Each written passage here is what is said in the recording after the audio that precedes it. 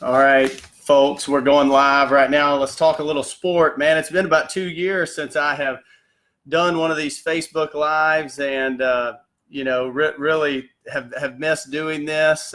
If you're out there, man, share it with your friends. We could probably even invite some friends right here to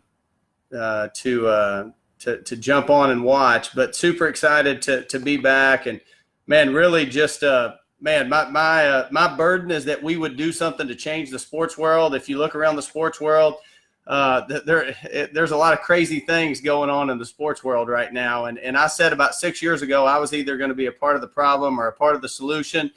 And hopefully by doing some of these things, we'll be a part of the solution. So true story, I was at a football game the other night, and after the game, man, just talking to a great friend of mine, and just saw the pain that's associated with watching our kids have to struggle in this journey that we call sport. We go to these games, we want to enjoy it, we want to have fun, but as I go to sporting events, here's what I see. Parents aren't even enjoying watching their kids play sports because we've gotten so caught up in all the hoopla that we've forgotten that this is just a small part of the journey as we try to raise our children up to send them out to make a difference in this big world that's going to throw a lot more things at them than just having to maybe sit the bench or get pulled out of a game. So here's what I really want to talk about today is, they say that kids are playing sports for three main reasons, and those three reasons are this. They're playing because they want playing time. One of the worst things we've ever done is we've age grouped the sporting world. I can remember as a kid playing 6, 7, and 8-year-old baseball. Now, let me be honest. I never started on a baseball team because I was horrendous. That's why I chose wrestling. But I can remember it was 6, 7, and 8-year-old baseball. So when you were 6 and 7, you kind of rode the pine, and then you were 8. Maybe you got a chance to be the starting pitcher. And then you went to 9, 10, and 11-year-old baseball, and you rode the pine a little bit. But, the way the sports world is set up today, like there's never a chance where a kid sits the bench, and then all of a sudden when they get to middle school or high school, and it is there are more age groups represented, and they have to sit the bench for a little bit. It's super, super hard. So, they tell us that kids are playing today for three reasons. One is playing time, because they've always got to play. And if they can't play on this team, then we'll go start another travel team to make sure my kid can play. Not only do they want playing time, they want position. They're not just going to show up and play. They want to play the position that they've determined at 9 years old is going to be the position that they play in Major League Baseball or NFL football or NBA basketball. So they want playing time, they want position, and then here's the third thing they want, potential scholarship. Now, newsflash, parents, if you're out there and your kid is playing sports to get a scholarship, you should stop and just start buying lottery tickets. I know it's not spiritual, but listen, your chances of winning the lottery are about as good as your chances are as good as the chances of your kid getting an athletic scholarship. The NCAA publishes a lot of knowledge on this. Less than 4% of kids that play a high school varsity sport will get any sort of athletic scholarship. So if you have your kid in sport because you think it's going to have a return on investment financially, stop right now. Let them play sport because you want it to develop them as a human. So that's why they're playing time, position, potential scholarship. And here's what happens is, as adults, we get caught up in that as well. We get so consumed with what matters now that we kind of lose sight of what matters most, and we get caught up with it. I mean, we've watched our kids be the starter and be successful, and now all of a sudden, man, when we're up in the stands and we're looking at them, man, it's just natural that we experience this hurt and this pain for them because we want them to be receiving the benefits of all that work they've done. So listen, I'm going to ask you as you go through Friday nights and Tuesdays and you're watching soccer games and football games and softball games and all tennis matches and all that goes on, listen, call a timeout. There is so much to be learned in this journey we call sport outside of just getting a starting role. So much to be learned. There's going to be a lot of life lived on the other side of sport that those characteristics are going to be more valuable than just being a starter on the football team. And listen, I'm a fan of pursuing excellence in everything you're doing. So, but as a parent, man, as you experience that pain and as you watch and as you get frustrated and you want to, we want to question the coaches and things like that, been there, done that, had those questions asked to me.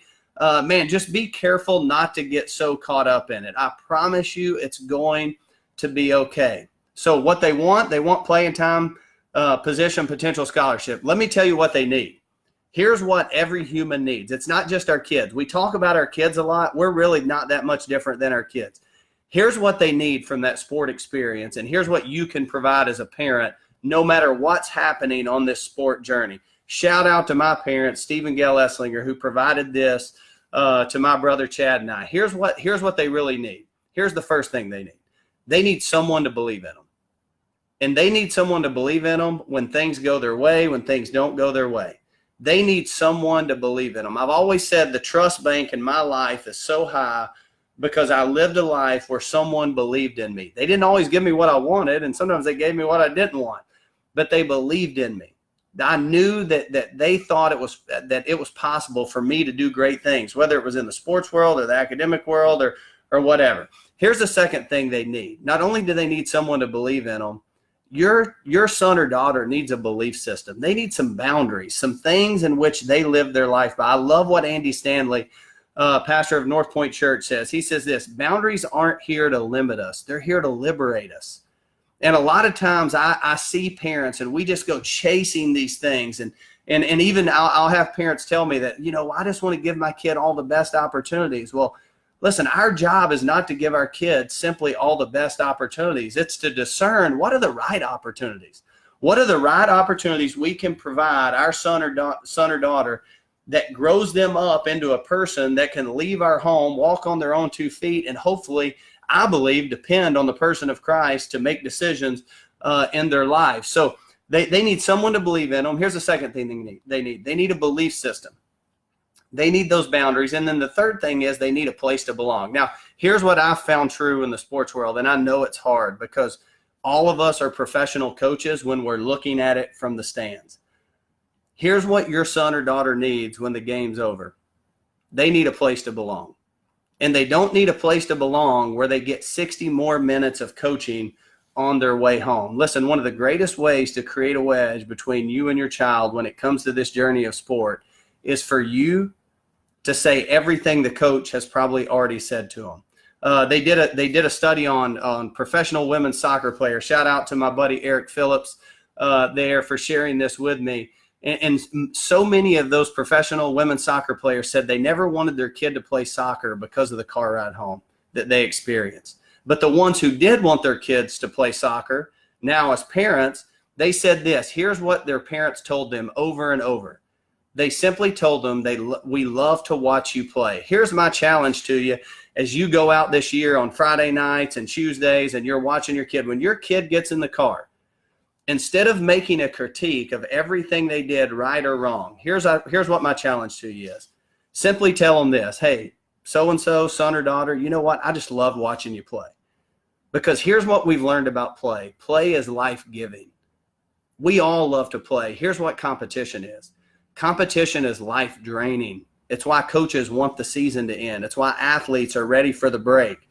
If adults are ready for the break, how do you think an 8-year-old feels, or an 11-year-old feels, or a 15-year-old feels? So, man, here's my challenge to you. As you go throughout this fall semester, and as you and your spouse try to navigate this sport journey, which I know is so stinking hard, I get it. Here's my challenge. Man, just love your son or daughter right where they're at. Give them someone to believe in them. Give them a belief system. Hey, it's not just all about sport to us. There's a bigger picture. Give them a place to belong, even if that means it's the car ride home. Make sure we're not critiquing and coaching the whole way home, but we're simply showing them and telling them that, hey, we just love to watch you play. Here's what I believe. I believe if we'll make a commitment to doing that, not only will their enjoyment of sport go up, but I think their performance will increase as well, because they have so little anxiety and fear as they're out there running around on that field, in the gym, on the court, whatever. Hey, we're going to start doing these weekly, going Facebook Live. If you have questions, man, shoot them out to my Facebook page. Make sure you go to my speaker page as well. I got a new job with Fellowship of Christian Athletes I'm so excited about. We have a parent conference coming up on November 5th. That's Monday, November 5th. We're going to be doing a parent conference right here in Chattanooga, Tennessee. There'll be some more details coming out about that. Here's why I'm so passionate about this, because I have 4 kids of my own, and here's what I know. I'm just a struggling fool on this journey with you. But I think together we can be better, and we can use sport, this thing that we say is so great, we can use it to make our young people better. Thanks for tuning in to this edition. We'll see you next week. Is that good enough? I think it's great.